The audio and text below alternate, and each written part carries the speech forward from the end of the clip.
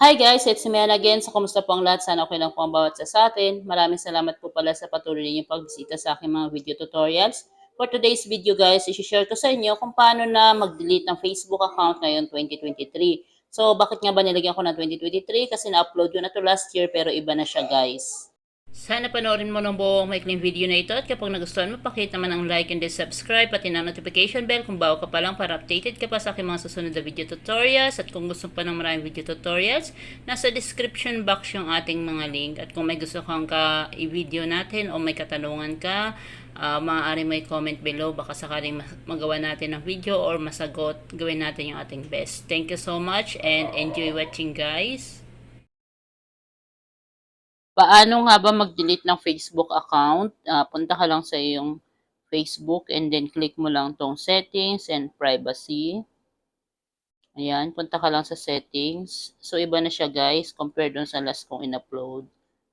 Binago na siya ni Facebook. So, ito na yung updated.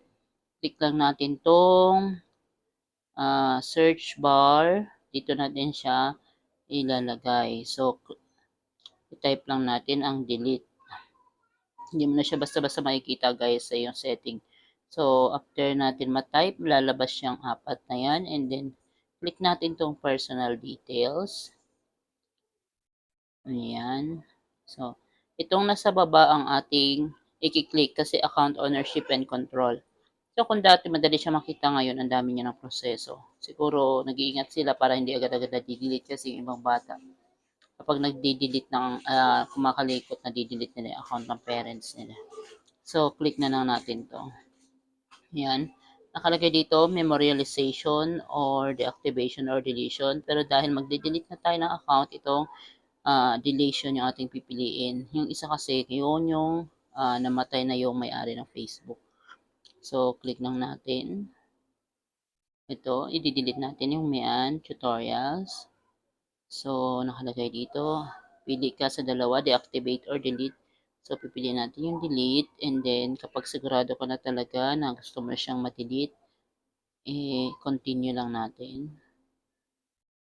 May mga reasons dito. Ano daw ang dahilan kung bakit ka mag-delete. So, pipili na lang tayo ng isa dito. Spend too much time on Facebook. I have privacy concern. So, I spend too much. And then, click lang natin tong continue. And then, continue. So, ayan. Continue again. So, lagay doon natin yung ating password. Ilagay na natin ang ating password. So, continue lang natin.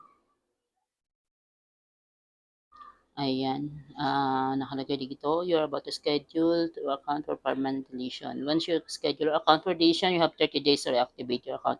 So, after 30 days, deleted na talaga siya. Pero kung nagbagong isip mo, kailangan in 30 days na yun, pwede mo pa siyang mabalik. So, kung ayaw mo na talaga, after 30 days, wala na talaga siyang bawian. So, delete na natin guys.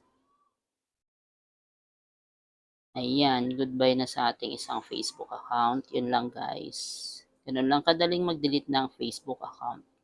Yun lamang po. At kung nagustuhan niyo yung video na ito, pakita man po ang like and then subscribe. Thank you so much po and see you po sa aking susunod na video tutorials. God bless!